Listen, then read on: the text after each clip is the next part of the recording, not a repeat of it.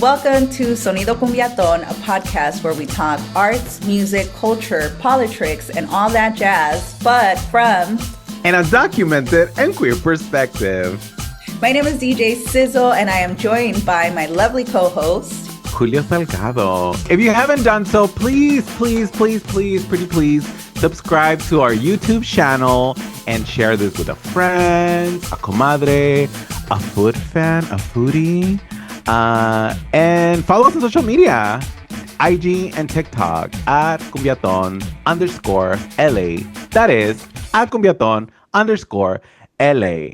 Amigo, ¿cómo estás? Hi, friend. I'm doing well. How are you? Pues aquí, mira. Aquí nomás.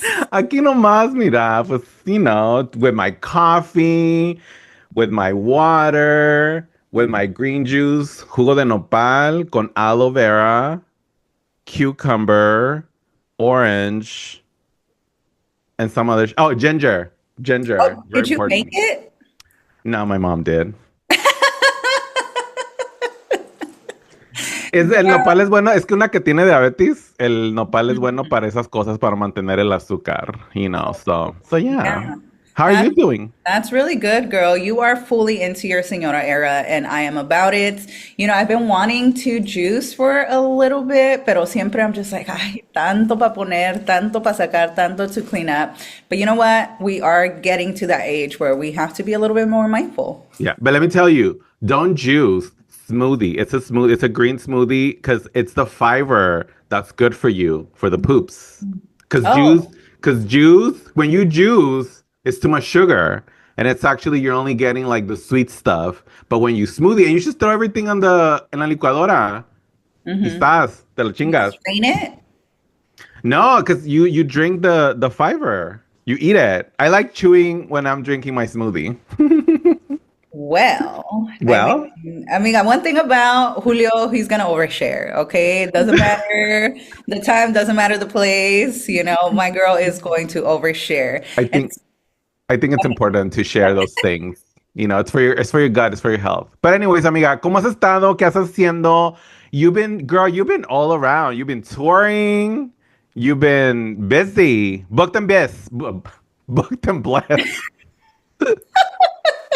I mean, I don't know if you're having that combination of coffee, juice, agua, and just your natural self, girl. It's a lot. Let's take it down. You're at 100, baby. I need you to take it down to 75.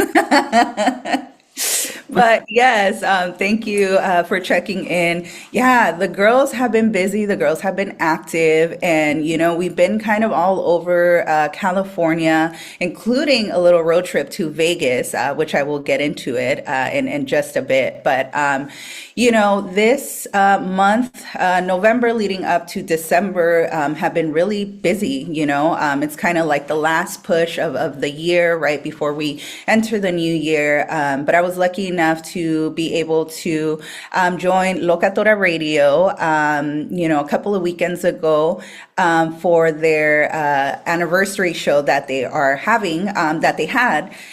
They hadn't had a live podcast episode in a long time. And by the way, shout out to Locatora Radio. We love the girlies. We've been, you know, friends and fans since day one. And, you know, just to see their trajectory and how far along they have come in all that they're doing has been super amazing and super great. You know, Reyna also joined us on the Locatora event. And, you know, maybe there will be some potential collaborations coming in the future.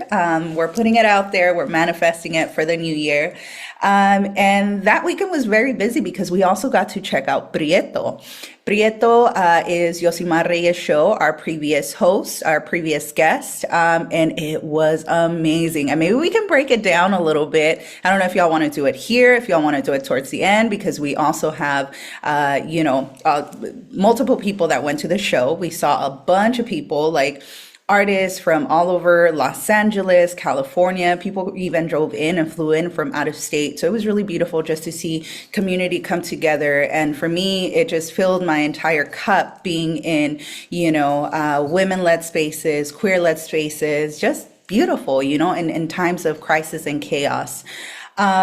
in the Bay Area, we collabed with two of the Bay Area's favorite twins, and that is Perreo Eléctrico, which happened to be two Peruvian DJs out here in the Bay Area. And we did our first Cumbiaton Eléctrico, which was a fusion of like Cumbiaton, you know, the cumbia, salsa, merengue, banda, but also fused with EDM, which is something that we've been trying to kind of I mean, I grew up listening to, you know, a lot of like Latin music, but in my college years, I listened to a lot of EDM, right? So I used to drive to the Bay Area, particularly for the raves, cuando andaba así bien de locochona, right?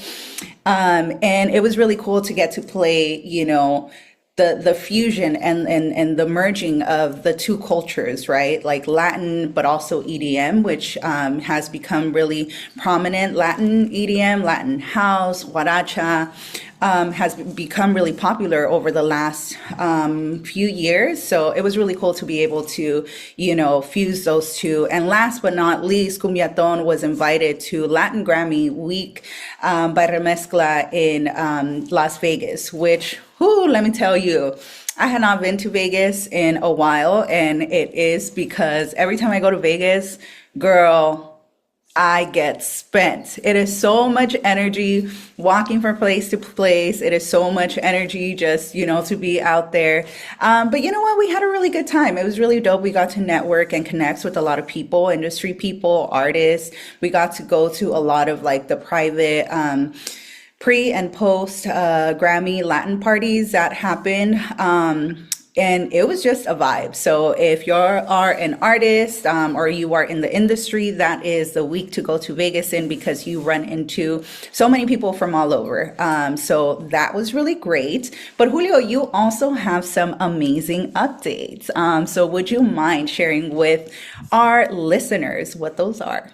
First of all, amiga, I'm so proud of you because the last time you and I went to Vegas together, I think we've told this story in the pod before, but long story short, me perdí. She was looking for me in the bathhouses, I was and Googling, girl. she meant to look for the bathhouse, but she was looking for Bath and Bath. Was it? What's that store? Bed Bath and Bed Beyond. Bath and Beyond. Like I was like, I know it's not that bathhouse the girl goes to. Girl, I was bad.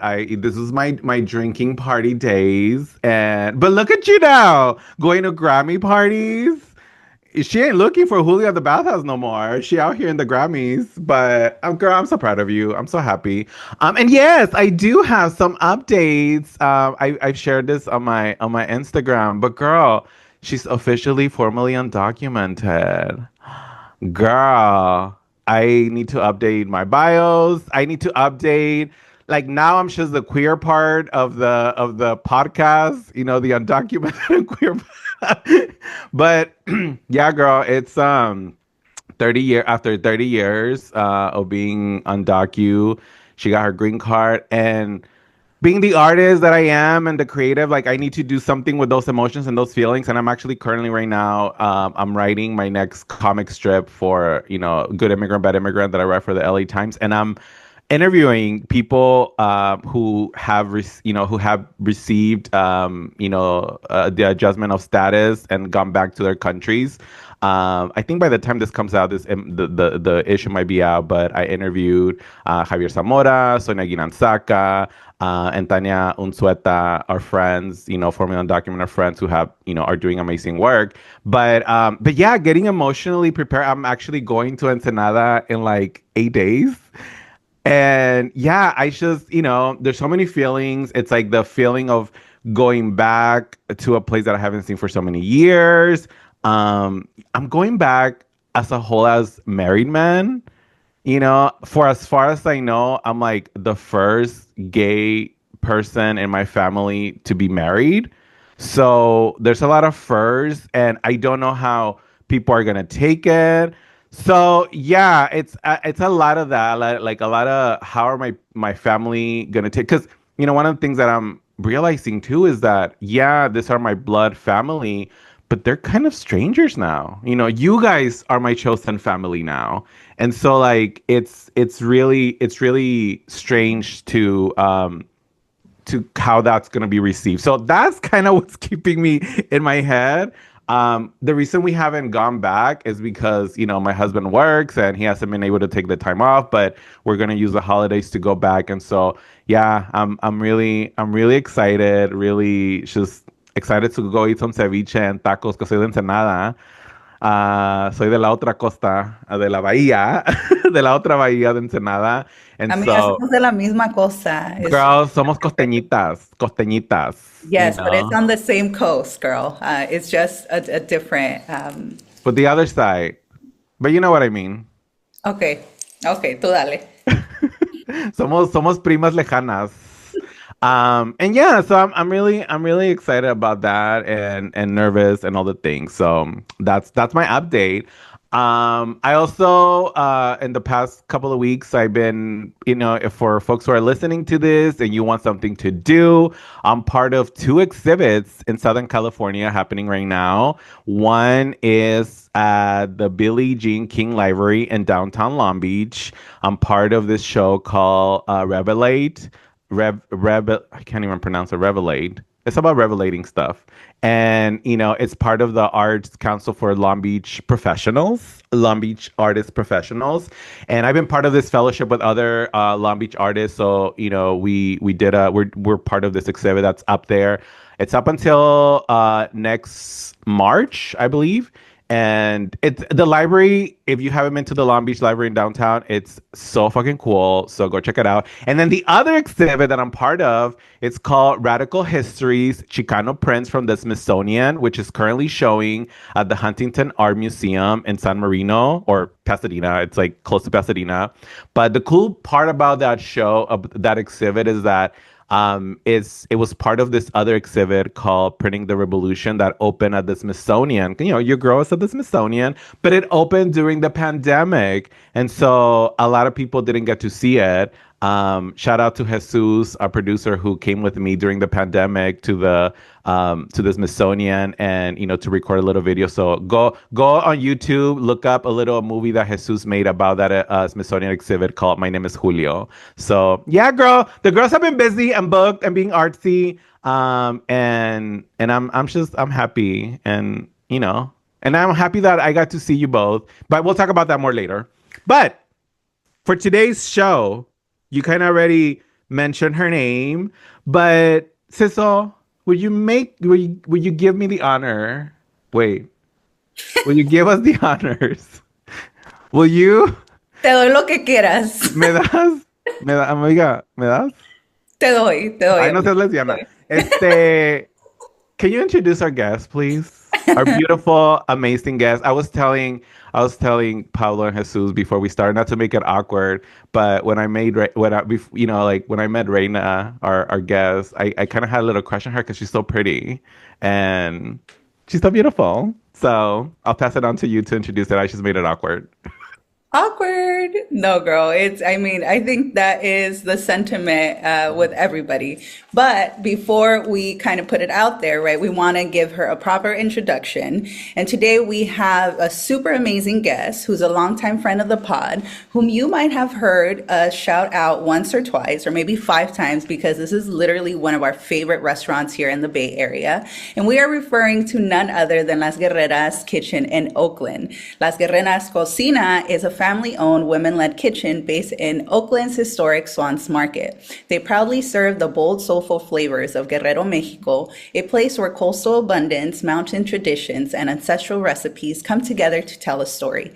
They specialize in tamales, pozole, barbacoa, and comida costeña. Each dish is made with deep intention and the kind of love that only a family can cook with. This isn't just food, this is their legacy. Please help us welcome Reyna Maldonado of Las Guerreras Kitchen. Woo! Brr, brr, brr, brr, brr, brr. Hi, Boo. Hi. How are you? Oh my gosh, I love you guys. I'm doing so good. I'm really happy to be here. Qué bueno. And thank you so much for joining us on Sonido Cumbiaton. We are so excited to finally have you on. We've been wanting to, have you on our small but mighty and humble podcast because you are one of our, as we stated, one of our favorites. For our listeners, if you haven't tried food from Las Guerreras in the Bay Area, have you even tried Bay Area cuisine? I'm just kidding. But in all seriousness, we highly recommend that you absolutely do. Like today. Go try it today. It is some of the tastiest homemade food that transports you back to childhood, back to home, and back to Guerrero. And if you aren't familiar with Guerrero, Mexico, we are about to do a deep dive with Las Guerreras Kitchen. So, Reina, can you share more about Las Guerreras' journey from Mexico to the mission in SF and now to Oakland, California? Yes, thank you so much. I'm so excited to share our story. My mother is also our co-owner and cocinera, tamalera, and my dad also works with us. He is a cocinero, but he mainly focuses on the plancha. So it's an honor to be working with my parents. They're like my favorite coworkers. Y nos peleamos, pero ahí andamos. So I think to really honor their story, my mom was raised by my great grandmother, Lala, who was a cocinera in Guerrero, and she had a cevicheria herself. And so she pretty much passed down all of her recipes to my mom. And my mom had no option but to work the cevicheria. And this was also a very different time in Guerrero where a lot of the soldados would come and eat at her cevicheria. And so I think her business was around for about 8 to 10 years. So that's where a lot of my mom's dishes come from. And like you mentioned, pozole, barbacoa, all of these are very important dishes to us because it's what we serve in a lot of weddings and a lot of really special traditions. So for my mom to, grow up in the restaurant industry over there, and it's called fondas there. So it's like outside of your house, pretty much. So then migrate to the US and work in taquerias here as well. She realized that she really needed to focus on her food because she had to dedicate time for us, my sisters and I. And so she started street vending. And her dish was the tamales. And girl, these tamales made it. So for 15 years, she was a street vendor outside of 18th and Mission in San Francisco and outside of a church. And so she held it down for the community. Her customer base was families dropping off their kids to work, labor workers on their way to their gigs, and they needed something warm. And a lot of these dishes that my mom brought, it was like atole and, not just tamales, but sometimes she would add like guisados, really reminded them of home, and dishes that they missed. And so my mom just became like a little organizer tamalera. For so long, she was known in a lot of nonprofit organizations as well. People would hire her to bring in caterings for gatherings, for meetings, a lot of civil disobedience when I was growing up too. So it was really beautiful to see her be a part of just the community and the mission. And then, gentrification started happening in the mission and it became really hard for her to street vend. So we decided that she couldn't be in the streets anymore. This was the first time that my mom was being harassed, being cited for being a street vendor. So we moved to Oakland with the intention of still continuing to be a street vendor, but we also joined a program like Cocina. And so they helped us formalize our business and marketing and really think about like our product and the style of service we wanted to give, and it was a lot easier because my mom was already doing it for so long. And so going from street vending to now establishing our business in Fruitvale in Oakland was very different for us. None of us really knew what we were doing in our first location. And we it was really hard. My sisters would get out of school and then they would be the cashiers. And then I would have to like do the paperwork. And girl, I probably wasn't charging the taxes right. I was definitely not charging what a tamal should have been at that time too. So I think we just learned, and My mom also, her recipes are very home style. And so from, cooking at home to now creating recipes that needed to translate into uh, restaurant measurements and recipes is very different. And so we just learned, we just all had to figure it out. And it was a learning moment for all of us. Right after the pandemic, we had to close, not necessarily because the pandemic happened, but because they raised the rent on us. And during, it just did not make sense. Um, but it also worked out because we just had to tap into our street vending resources and skills. And that's why I think we really made it through the pandemic because we already had that background. And it was really special because we just, we just did pop-ups. We reached out to different coffee shops and breweries to like let us come in and sell and pre-orders. And we just had to really learn how to do it and get creative. And I think I get a lot of my strength for being an entrepreneur from my mom because she did it for so long. And, she's done so much other than just food. Like she used to sell at the flea markets in San Francisco. My mom used to make piñatas, like my mom has always been extremely creative. And so I'm just so blessed that I get to build this business with her. Girl, just listening to your story. I also used to make piñatas back in the Yeah. day. That was one of my earlier jobs at a party supply store. But hearing your story, your mom and your story, it makes sense that the name of your restaurant is called Las Guerreras, Las Chingonas, like going through all this, struggles. But give us the tea. What is the meaning behind for you? What does it mean to have named your restaurant Las Guerreras Cocina? Yeah, so we are both born in Guerrero, Mexico.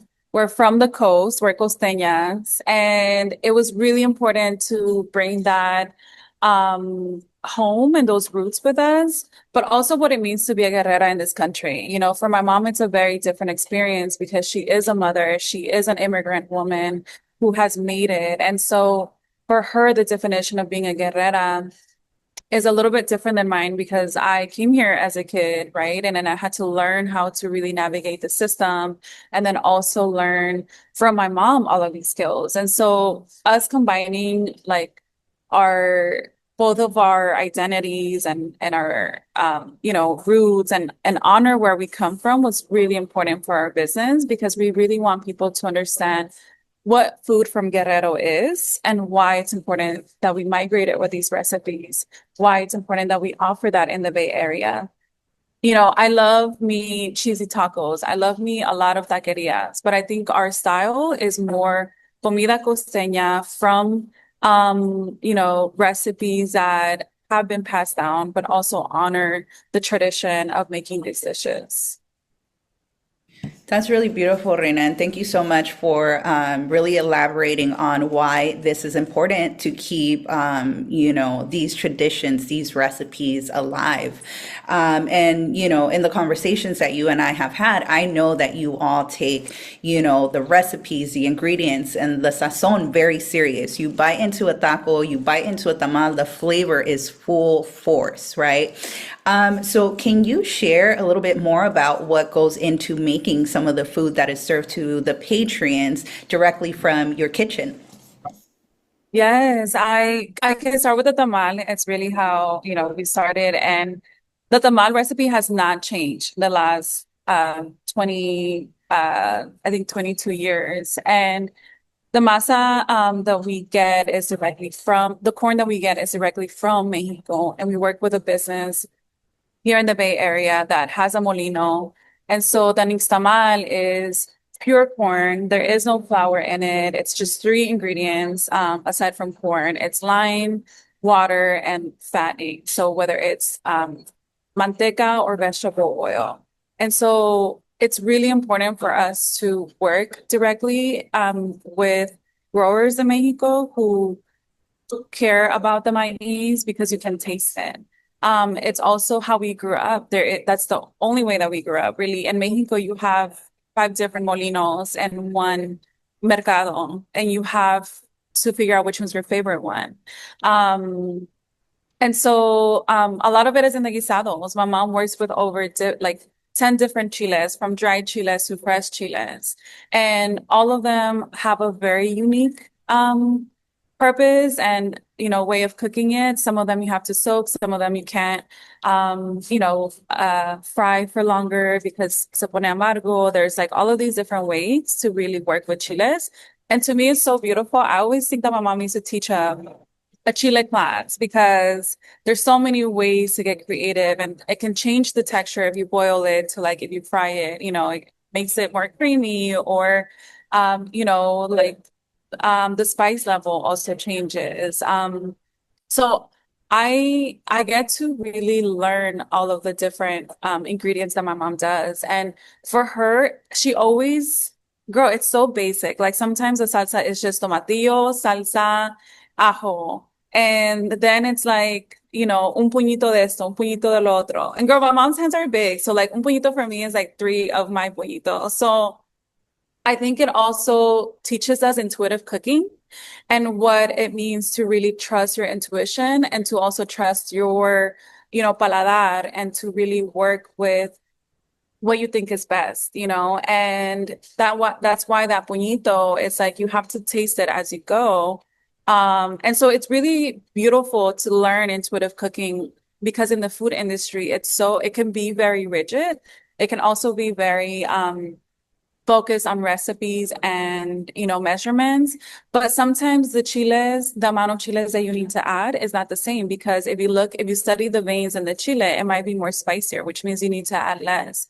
So all of these like process and like skills, like it's really amazing to learn that with my mom. And I always learn something new. Like, if she wants to bring down the heat of the chile serrano, girl, I gotta boil them in a little bit of sugar. I'm giving all of her recipes aquí. Te va a regañar, te va a regañar. Me van a regañar. But I think it's just beautiful to really get to understand the science and the work and the knowledge, that goes beyond all of these recipes and all of these ingredients and how one little comino can change the flavor completely, So I think this is the dish behind Las Guerreras. The dishes behind Las Guerreras is that everything has salsa and everything pretty much has corn in our dishes. And now that we've integrated, that we've added ceviches, it's really nice because we work specifically with distributors here in the Bay Area that work and provide fresh seafood. And it's really important for us to think about the pescado that we grew up with in Mexico, la mojar, like all of these really specific, just seafood that needs to now we need to create this dish with what we have access to and what is, what is sustainable here too. Girl, listen, sometimes you can go to like expensive culinary schools and try, but like sometimes it's an art. You have it. Like either you have it or you don't. And yeah, you can try to learn it, but the way that our moms, our people, just like it's there. Some of us, I can't cook for shit. But and like thank you so much for sharing that. I'm curious about, you mentioned you're working with your family. You know, it's just when you have a working dynamic with just anyone, it could get a little tricky. You're like literally that's your mom, that's your dad working with them. How has that give us the tea, give us both, like what are some of the positives of working with your family and how do you keep a good relationship outside of a business with your family? What's the secret there? Girl, it is okay. I want to start with how difficult it was in the beginning because I think we were all frustrated and like we all went for it, opened this business, and then we were all trying to figure out how to make this happen. And a lot of it fell back on me. Like, well, the first day that we ever opened, we had everything ready, girl, the sauces, all the dishes, the platos ready. And the first customer that came in was like, "Where's the menu?"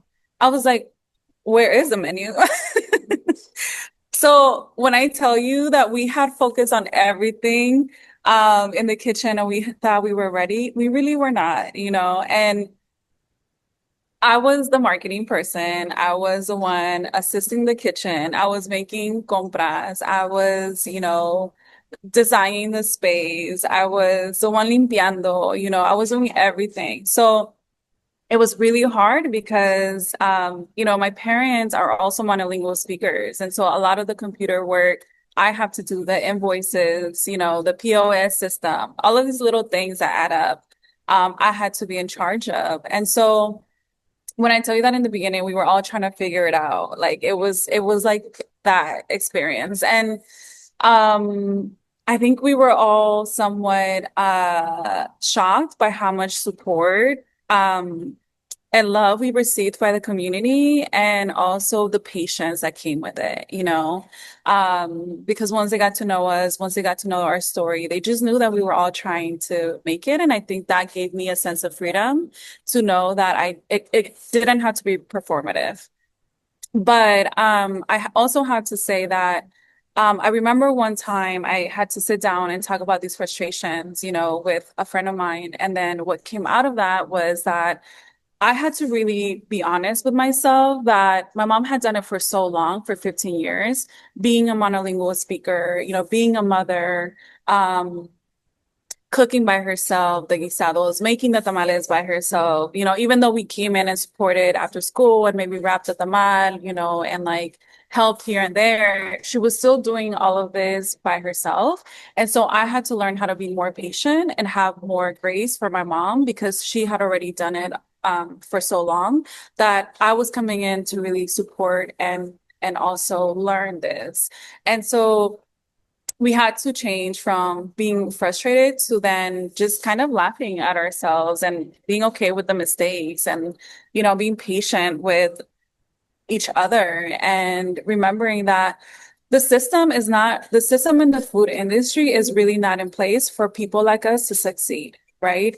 For all of the permits that I had to go through, half of the time I was questioning how to do it myself in English. And so I can only imagine if my mom had to do it all by herself, right?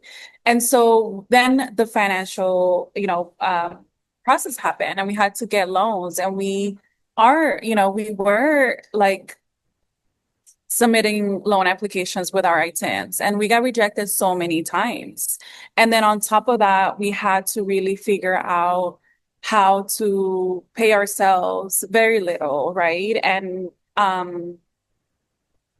also, I think being an immigrant business owner is very different because get ready to get the door closed so many more times than you will hear a yes, right? But the people who say yes are these community organizations who have been through so many stories like ours and have made a difference to really walk us like through the whole process. And so that was really beautiful to me is that when we heard that word no, I had to go through 5 other organizations and let them know like this is what's going on. Who do you know? And so I think it has made it easier. My sisters are also older now, so they get to help me like in the front with caterings. And so I have like sisters that make it fun. And one of them is a Gen Z who teaches me how to like humble myself. And it's really fun. I always tell people like if you're walking around here and it looks like we're arguing, we are not arguing. We are making a very executive decision that requires us to question and make faces and maybe like, delegate in a very strong, powerful voice. But we're not arguing. We're just costeñas and we're talking. Así nos hablamos. Sisters. No se preocupen. Yes, no pasa nada, oiga, cuando todo está pasando. But girl, you Yes. just, took us through a journey of just, Yes. like what it is truly to be inside of running a family-owned business, like you triggered so many memories within myself that I'm like, absolutely, right? When we're talking about the science that it actually takes for our mamas to throw down in the kitchen. Con un poquito de esto, un poquito de measurement, what is that? You know? Aquí nada más sentimos y tú nada más vas probando, right? The thing about the chiles when you, toast them too much and how that can sour. A mí me pasó, girl, con las salsas, trying to do these things, the thing with the tomatillos and all of these, traditions that we have that don't come out of a manual, don't come out of culinary school, as Julio mentioned, right? They come from our roots, from our tradition, from our matriarchs, from, family recipes that have been passed down through generation on generation, that have been brought from Guerrero to San Francisco and now to Oakland. You all have such a beautiful story and such a gorgeous journey. And it is so amazing just to see the growth of Las Guerreras from, grandma's recipes in Guerrero to mama's tamales in the mission. And now we have an exclusive, right? A Sonido Cumbiaton exclusive that Las Guerreras has have this amazing opportunity in which they have been chosen as one out of 8 restaurants in the Bay Area to cater none other than Bad Bunny's concert in February, aka the Super Bowl to some or whatever. First and foremost, make some noise for this Yes. opportunity. Make some noise because you all have heard it, from where the roots are at to getting these major, contracts to work with, these brands that are known globally. So, again, congratulations on this big achievement. How are you feeling? How is your family feeling? We are so excited. Like, I'm still planning so much of it. We are still like scared. We're scared. Tengo miedo. Tengo miedo. But it also, it's the first time that we ever do an event this big. We are catering for 7,000 guests, and our tamales made it to the Super Bowl. This is a private event for the friends and the families of the team that makes it to the Super Bowl, as well as the VIP holders. And we are serving mini tamales, and we are also doing mini Mission Street burritos because we grew up on Mission Street burritos. So we're really excited to highlight 2 of our favorite dishes that are pretty much in our DNA. So we're excited to share more of that as time goes on. But I applied, we made it, we went through multiple interviews, also tastings, and it was really exciting to hear that we got accepted. It turned out to be 4 restaurants that made it. So we're 1 out of the 4 that made it in to this event. And I had to really learn how to make this contract, how to really present our food, how to price and not lower our prices, and to really take care of the team that is gonna come with us, right? We're going through a screening process, which is very delicate.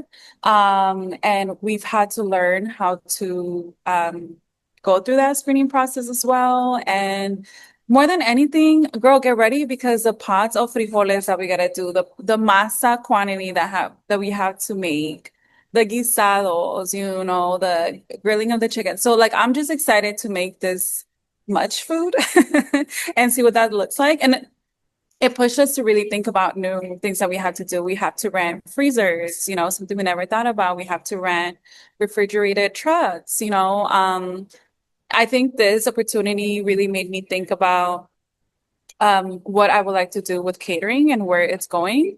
And it's another part of our business, and this year we have had the most catering we've ever had. And it's been really fun to grow that aspect of the business. And I think it's pushing us to really focus on that as an independent, like, just more of like creating our teams, but also how to really think about the profit margins there, how to really think about the team, how to scale in that area. And I think I am hoping that Bad Bunny gets to try our tamales. I want him to make a stop and say, quiero el de queso, quiero el de pollo. We're gonna manifest it. It's gonna happen. It's gonna happen. It's gonna happen. And, Absolutely. and let me tell you something. Like Las Guerreras restaurant, cocina. You see a lot of Instagrams, and their food is really pretty. It looks really cute on Instagram, and the presentation is great. But the taste, when those things come together, you can't fake the funk, honey. And if anything, this is the result, Reina, of you and your mom just putting your all in it, right? And really, we're so proud of you, Reina, because you're like, it's when one of us makes it, we all make it. We all make it, and we're so excited for you. We're so proud of you, and we cannot wait what comes next for Las Guerreras. What is next for Las Guerreras after this? You just focus right now on this big thing. No, there's so much that's next. I am so excited. When I tell you that I really found my passion in the food industry, I'm just excited to continue to build. And my thing is that I get one idea and then I'm like going on to the next. And why did I open another business? Like what, what happened? Was I bored, girl? That I needed like shake things up a little bit? First Um, and foremost, my girl's a Capricorn, so I'm a let's start Capricorn. there. I'm a She will. Capricorn, an overachiever immigrant, and a little, workaholic también.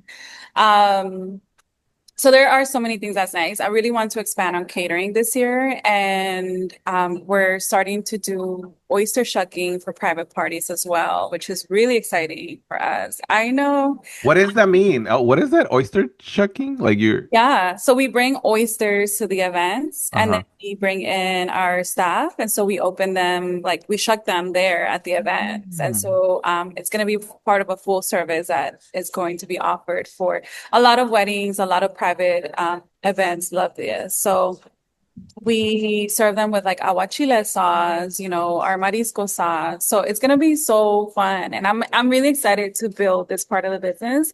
It's not out yet, but it will be soon. Um, and we're starting to do more taquisas as well, where you bring in, my mom and I are coming in and we're making tacos for you there. And it's fun because I get to be part of people's weddings. Like we had 10 weddings this year and I know they were so amazing.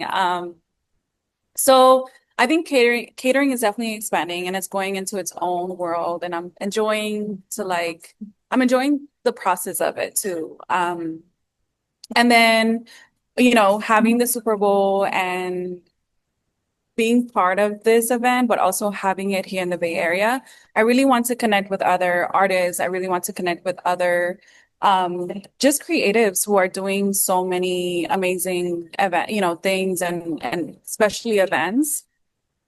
So there will be a lot more collaborations this upcoming years as well and celebrations. So get ready for DJ Sizzle to be here. Yes. And Me I would invitan. say yes.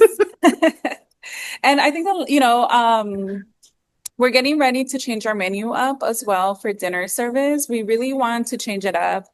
Being in Oakland, like the dinner service is a little bit slower, but I think people really want that experience. And so we're bringing I think we're going to do more community dinners, where the menu changes every month and then you can sign up I think you can sign up for like featured dinners and then RSVP for the ones that are for that month.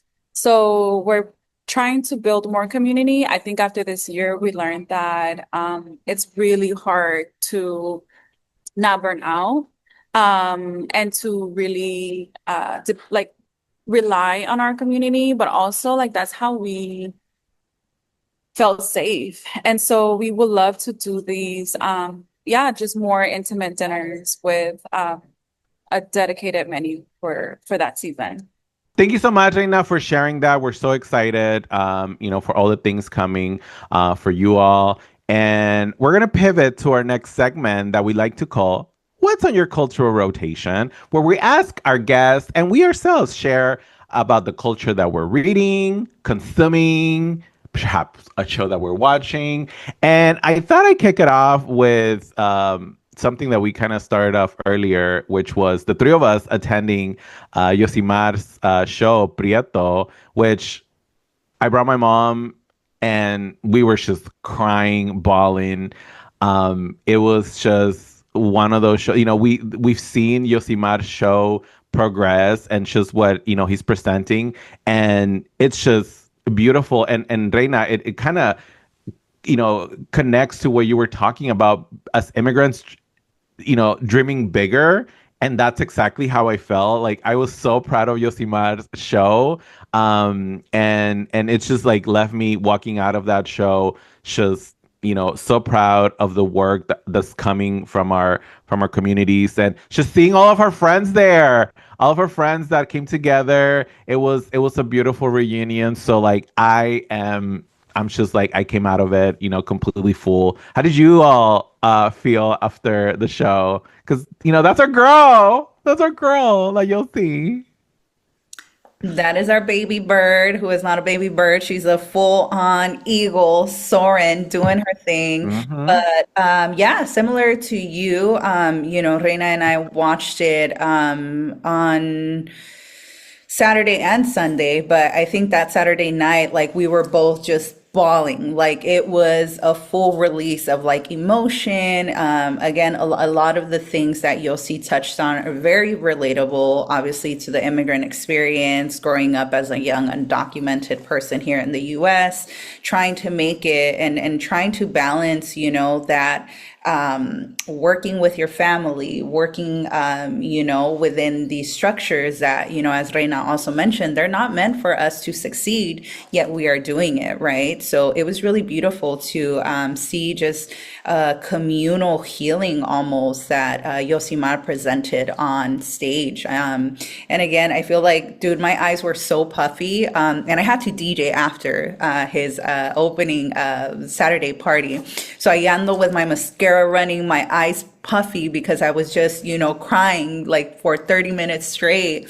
But it was so great. Like it was so beautiful. And it was great to like witness that and experience that in community. Reina, I don't know, your thoughts, but feel free to share on Yossi's Prieto LA premiere. Yeah, I mean, we were sitting next to each other, and girl, we were like holding each other.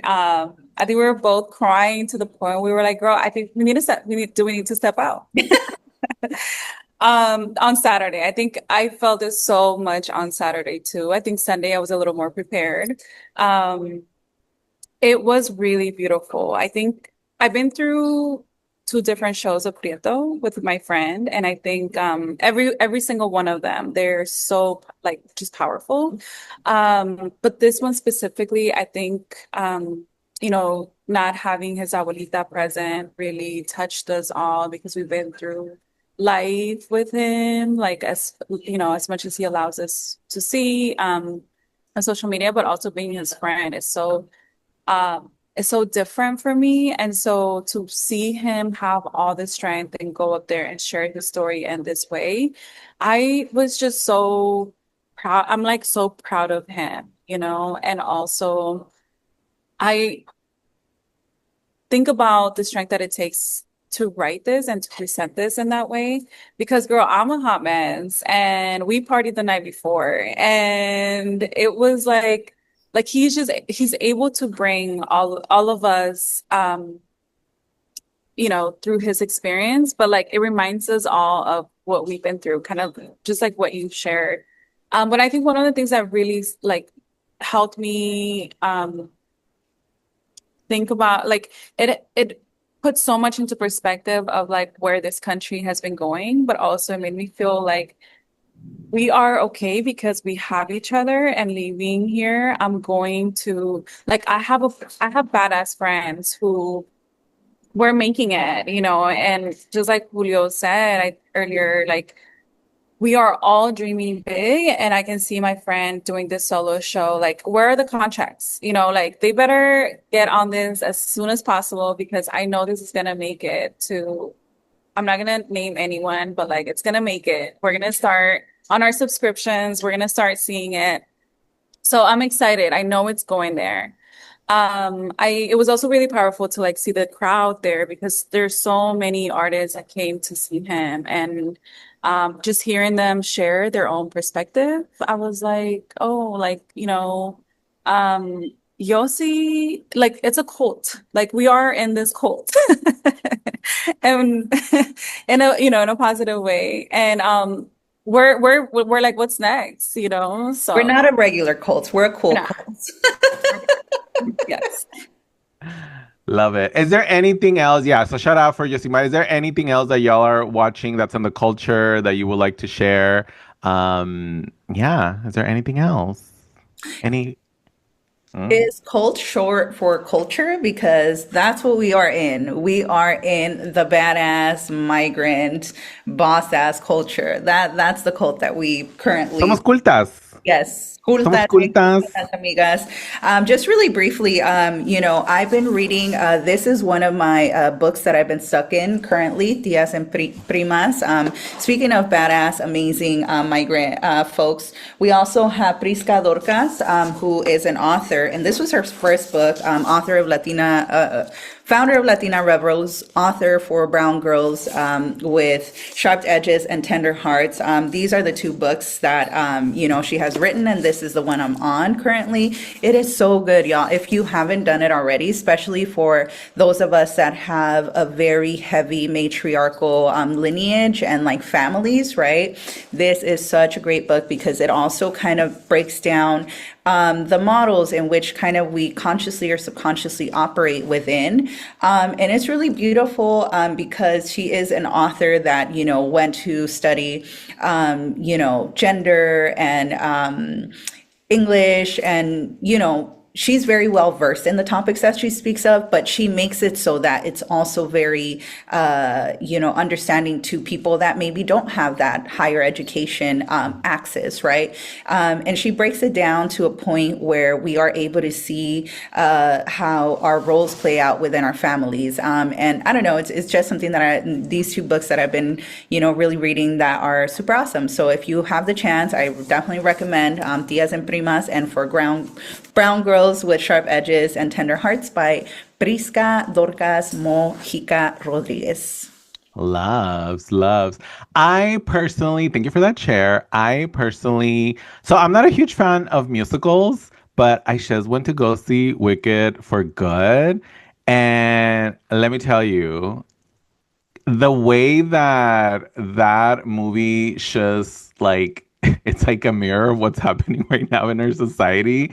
There's a scene where like, I don't know if you saw the first one, but basically, Cynthia Erivo's character, Alphaba, is like questioning everything. It's like, why are you trying to stay here if they don't want you, right? And no, like there's like this idea of like, we need to fight back. And so it's just really like I'm really happy that there's in a world where the Warner Brothers studio is about to be bought by Netflix or Paramount Studios, and movies are going to change the way that we have been used to. I'm so happy that a movie like Wicked for Good exists, where it's telling something about what society is going through right now. And so as long as we can continue to make art, please continue to make those films. And even if it's not a big budget, wicked, film, we need to continue to use our art to show what's going on in society, right? And so I'm watching it, and if you're a fan of the Wicked, series, to me this was it was better than the first Wicked movie. But anyways, are you guys Wicked fans? It's me. I won't sing. I can't. I shouldn't. Bro, I was rejected as a theater kid in elementary. A big loss, their loss, Their loss. because Miss Ma'am. Girl, no wonder we're sisters. I tried out when I was in high school. I tried out for Fame the musical, and I didn't make the lead, but I made the choir. And I was like, if I don't get the lead, I'm not doing this, and I walked away. But yeah, is there loss? Look It's at their what they lost. loss. But then I went into music. So I started playing the clarinet, and, maybe you would have got, an actress or something. But instead, you got DJ Sizzle, okay? Just as messy, just as amazing, but we out here. Reina, what is on your cultural rotation, sis? And this could be Yes. anything from a book to movie, to music, anything that is culturally relevant to you. Yeah. I was, being in LA, I started Issa Rae's new book. Um, and she has, I'm sorry, I was not ready with the name. Let me get it. But I did finish her first book. I love her because first of all, I do audiobooks because I'm always driving, and it's her reading it. So I love Issa Rae, but I love her voice. And um I'm in chapter 3, and it's a I should be smarter by now. And she just talks about her process of creating Insecure and also her journey as a creator. And it's really inspiring because she makes it sound like what we go through. I'm like, oh my gosh, she is like us. She's a girl like us. Um, so it's really inspiring. I really wanted to honor LA, and just what the show that watching Insecure really taught me a lot more about LA in a different way. And so listening to her journey makes me realize how difficult it is to make it, and um all the work that she's also had to do to really stand for herself. But also I admire, she's a Capricorn, and I also admire all of the ways that she's been creative. She has a Prosecco, which I love. She also, has her own media channels as well, and she just gets really creative. So I love watching another Capricorn LA baddie win. So that is a book I'm reading. But if I can change it up a little bit, I think one of the other events that I went to that was really beautiful was the grand opening of Casa de Chocolates here in Oakland. So if you haven't made it yet, Casa de Chocolate is a very first Latin American inspired chocolate shop, and they have amazing drinks. So I was so happy to be there, but also just learn about chocolate also. Um, we're very, very blessed to have them in Berkeley, but to now have them in Oakland, that is very special. So if you're around, please stop by here in Oakland. They just open and have everything you can, everything, all the drinks, all the cakes. I'll take some gifts for your loved ones. Um, they will not disappoint. Dude, their chocolate bar with the rajadas de mango con chile. Mhm. ah, it's like an explosion in your mouth. It's delicious. I used to live down the street from the Berkeley location, and it's just amazing. And just their history. Shout out to Casa de Chocolates. Yes, I love it, Get their amiga. frozen hot chocolate. Huh? Get their frozen hot chocolate. Frozen hot chocolate. Boom. Get Yes. it.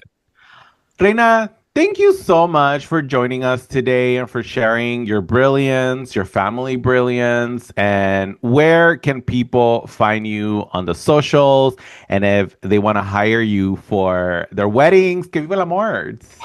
Yes, que viva. We are in Oakland, downtown, instead of Swans Market, 9th and Washington. And we also do catering, so we can come to you and be part of your special celebrations. We are also doing pre-orders for tamales right now. So you can have freshly made tamales or pre-cooked and frozen. And all you have to do is reheat them. There's reheating instructions on the package as well. We're really happy to keep this tradition alive. If anyone has ever made tamales, you know how hard it is, and also how long the process is. So if you just, if you're busy and you want to take care of other people, you can also gift them as well. So we have our online ordering website that's live now. So thank you all so much. This is so fun. I love y'all. We love you. Thank you Thank you for so joining us. much. It has been our pleasure and our honor to share our platform with you, and so that people can also learn about this amazing restaurant and the amazing women behind Las Guerreras Kitchen, who, as you know, you've heard us mention time and time again on the pod. I'm always like, yes, y'all, if you're ever in the Bay, you have to stop by Las Guerreras Kitchen because they have an array full of flavors from Guerrero, but ultimately that take you back to home, right? And I think for me, that's so important to always have a piece of that sabor de casa, right? And you definitely get that with each and every bite that you get from Las Guerreras kitchen and also Las Guerreras ceviche. So if you are in Oakland, make sure you stop by, make sure you say hello, and try, let's see, one of my favorite dishes there, definitely los tacos de barbacoa, las enchiladas verdes are delicious, the cocteles, girl, you can't go wrong. 10 out of 10 would recommend. And thank you all again for joining us for our Sonido Cumbiaton. Is this our 10th, 11th episode, Julio? 11th. Our 11th episode. 11th episode. We made it past 10th. And Amazing. the final one of the year The of final one. 2026. So, Reyna, thank you once again for being our, our last guest host of our small but mighty podcast. And Julio, I'm gonna switch it out to you to do our outro. Yes, thank you all so much. Please subscribe, give this video a like, share with your friends. Watch it while you're eating in Oakland, Arenas, a restaurant, Las Guerreras. And yeah, thank you so much. As we always like to end it, have a safe day. And please do not call your ex. And please support your local immigrant creatives. Eso también. I'm Eso like, girl. también. Get it together, amiga. It's been a long one. Get it together. Here we go. Is Would the you- water, is the smoothie, and is the coffee. El nopal, la agua, y el café. Well, you heard it here first. Y'all, thank you again for joining us, and we will see you next year. Felicidades once again to Reyna and Las Guerreras on all their amazing achievements, and see you at Bad Bunny's concert, aka the Super Bowl, in February 2026. Nos vemos. Adiós.